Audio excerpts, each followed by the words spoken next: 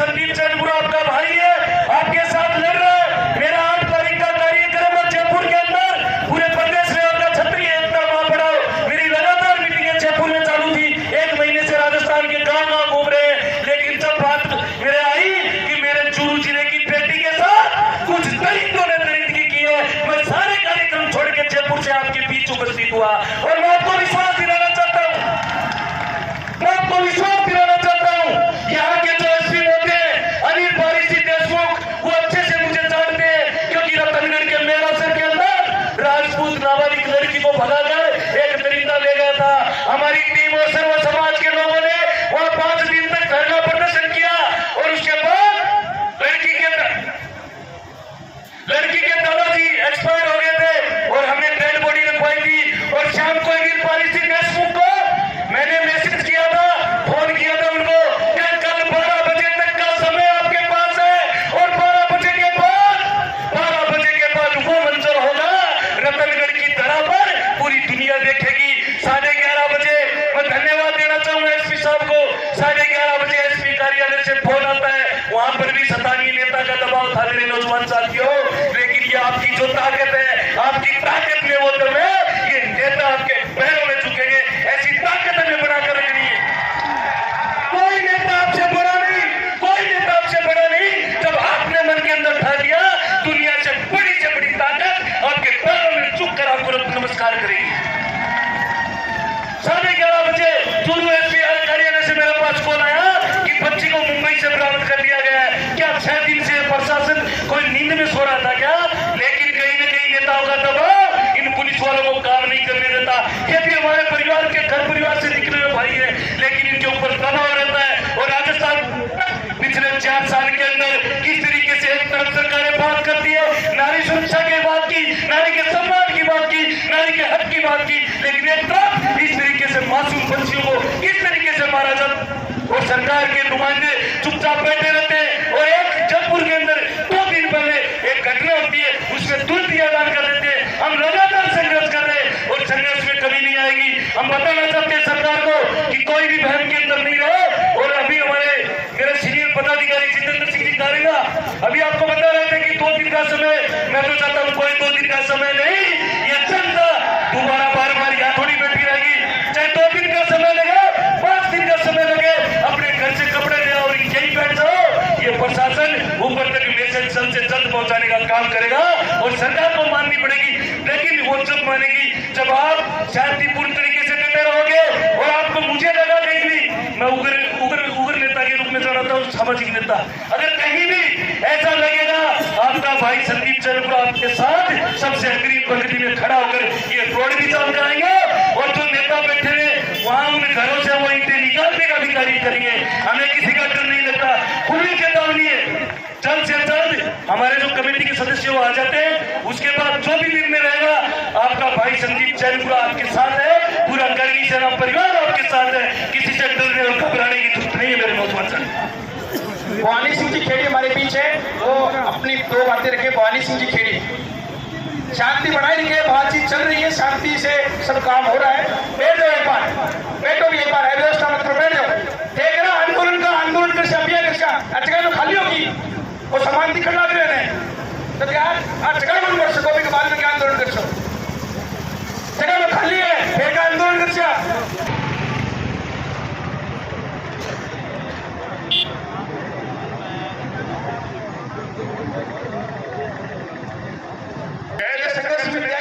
ओम प्रकाश जी वगैरह ये आपको बताएंगे क्या क्या बातें, सुन लो शांति के साथ। आप सभी से निवेदन है कि एक बार शांत हो जाएं, क्योंकि अब हमारी कानूनी लड़ाई, हमारी सामाजिक न्याय की लड़ाई, हमारे अन्याय के खिलाफ न्याय की लड़ाई अब एक अंजाम तक पहुंचने को है। हमने अंदर जाके उन अफसरों को कह दिया कि आपसे हमारी कोई लड़ाई नहीं है, हमारी लड़ाई आपके जो माई बाप जयपुर में बैठे हैं उनसे है। आप उनके यहाँ पे नियुक्त किए हुए सीसीटीवी कैमरे हैं केवल।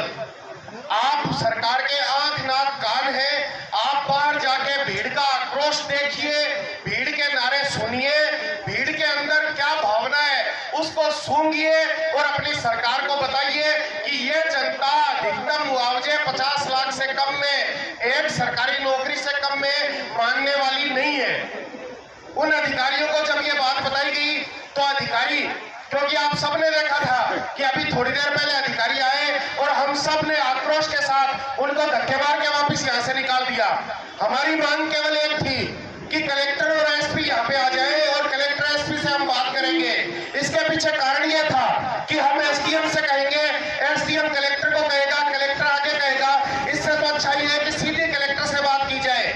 अंदर जाके आपकी भावनाओं से उनको अच्छी तरह से अवगत करा दिया गया। मुकदमे में जो जांच चल रही है, जांच से, अभी तक की जांच से उन्होंने जो निष्कर्ष निकाल के बताए, उनसे ये बात तय है कि आप सब के अंदर जो एक आक्रोश था कि बलात्कारियों को फांसी होनी चाहिए, फांसी की धाराओं में ही चालान पेश किया जाएगा, ये गारंटी पुलिस ने दी है। और मुआवजे की जो बात है, 50 लाख रुपए मुआवजे की बात है। अधिकारियों के सामने उन्होंने बताया कि एक तकनीकी समस्या है कि जिस दिन ये घटना हुई थी उस दिन आप सभी ने 25 लाख की मांग की थी।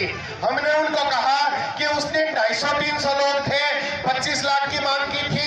आज बाहर 5000 लोग बैठे हैं, आज हमारी 50 लाख की मांग है। सरकार को बता दीजिए कि 25 में कोई समझौता नहीं होने वाला, मांग 50 लाख की थी, 50 लाख की ही रहेगी।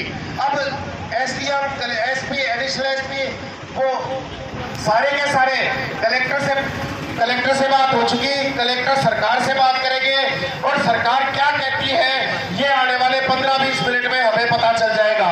हम कहीं हिलने वाले नहीं है, हम कहीं जाने वाले नहीं है। सरकार कान खोल के सुन ले कि जब घर से हम लोग आए थे तो ये वादा करके आए थे अपने आप से, अपने घर वालों से कि जब तक बच्ची को न्याय नहीं मिल जाएगा तब तक हम अपने घर वालों को अपनी शक्ल नहीं दिखाएंगे।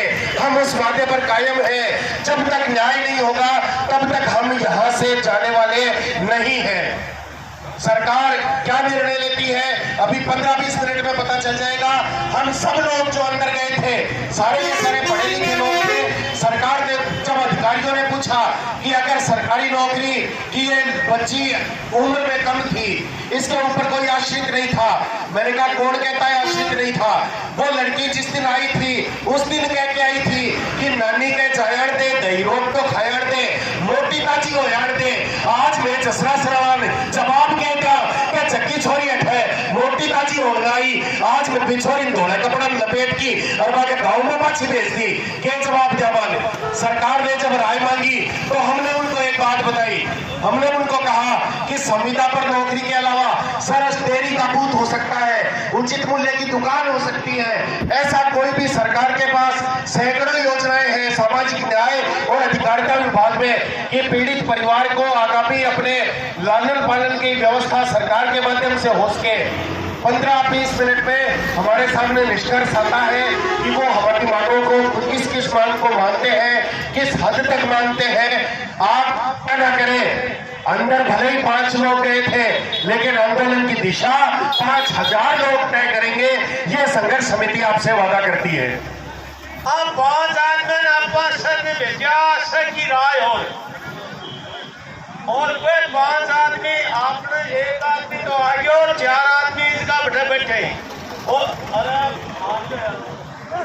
आवाज जारी है, कौन जारी मेरी तो जारी है तो आधी घंटा में कोई जी को निकले कोई अरबी के बाद में भी अगर नहीं मानसी तो रात में व्यवस्था कर रामगढ़ फतेहपुर बंद करा और आज में अपनी बात माननी पड़सी पर आपने के बीच में कोई यार का है सामाजिक तत्व और आपने आंदोलन में डिसमिस करने की चेष्टा करें। ध्यान रखो हर आदमी। और मैं पहले ही कहो कि मेहमान ने तो 10 आदमी शौकन खा लिया वो बावड़ी के आदमी नावने को नहीं अनुमाननी पड़सी में कोई दो राय को नहीं। बतावे वादे के साथ को अरे क्या मांग रहे हैं, क्या छोटी सी चीज मांग रहे हैं, मामूली बात ही 50 लाख रुपया। अरे सरकार का क्या ही 50 लाख रुपया, ये चीज है 50 लाख। अरे 18 ने फांसी दो, 18 ने फांसी दो। अरे कानून बन गयो पॉक्सो एक्ट में फर्स्ट एक है, फर्स्ट एक में हमेशा कार्रवाई चालसी, एक दिन में कोनी हुआ कबू कब एक बनू फांसी में लागे फांसी में फांस एक जाते हैं पोक्सो कोर्ट में क्या डिप्टी हमेशा भी जाए और भी साबू भी फांसी लगे। कितने घिनौने काम हुए, कितना जघन्य अपराध किया, उसके बावजूद सरकार मौन बैठी है। और यहाँ का विधायक अगर इस समाज में यहाँ आकर ये कह देता कि मैं आपको अभी गहलोत साहब से 50 लाख का चेक भिजवाता हूँ 4 घंटे में, जब जयपुर से चेक मिल गया 4 घंटे में, तो यहाँ चेक आने में कोई बड़ा समय लगता है क्या? लेकिन गहलोत सरकार को, यहाँ के विधायक को ये स्वीकार नहीं कर रहा है।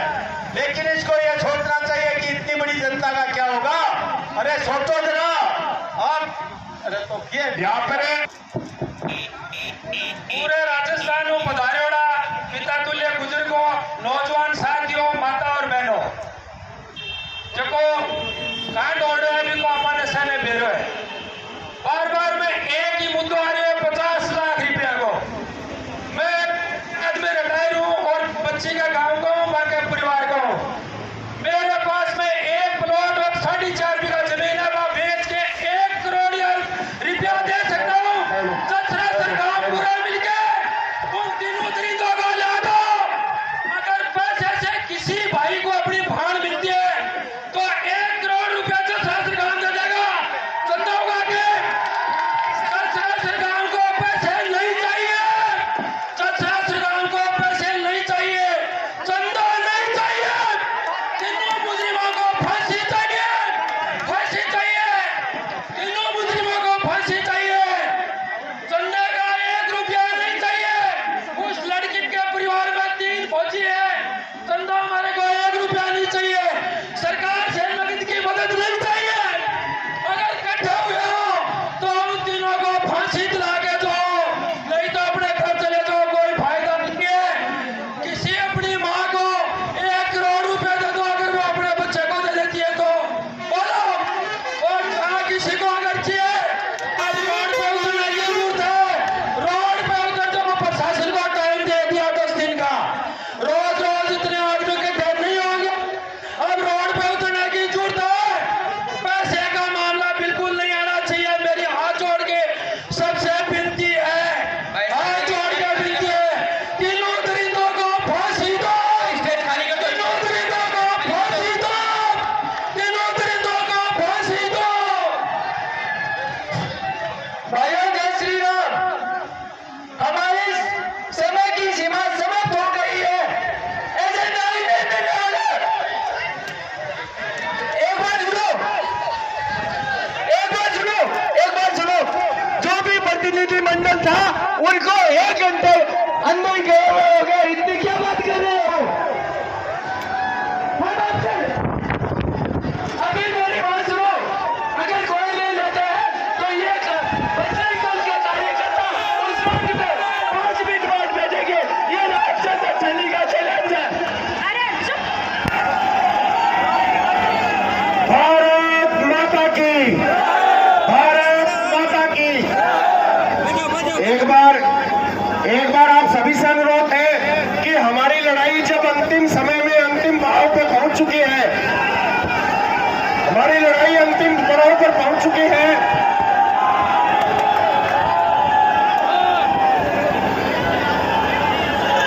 हमारी कोई भी आदमी यहाँ से उठेगा नहीं। सबको भगवान श्री राम की कसम देता हूँ, कोई भी आदमी यहाँ से उठेगा नहीं। सबको भगवान श्री राम की कसम देता हूँ, कोई भी आदमी यहाँ से उठेगा नहीं। कोई भी आदमी यहाँ से उठेगा नहीं। 20 मिनट का समय लास्ट है प्रशासन के पास। कोई भी आदमी यहाँ से उठेगा नहीं।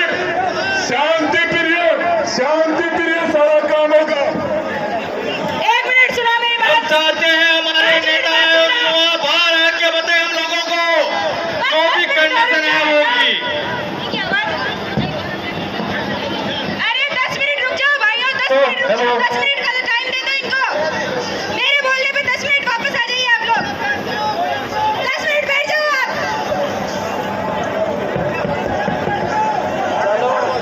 बेटी आपने सब किया भैया, जैसे गाँव पिसा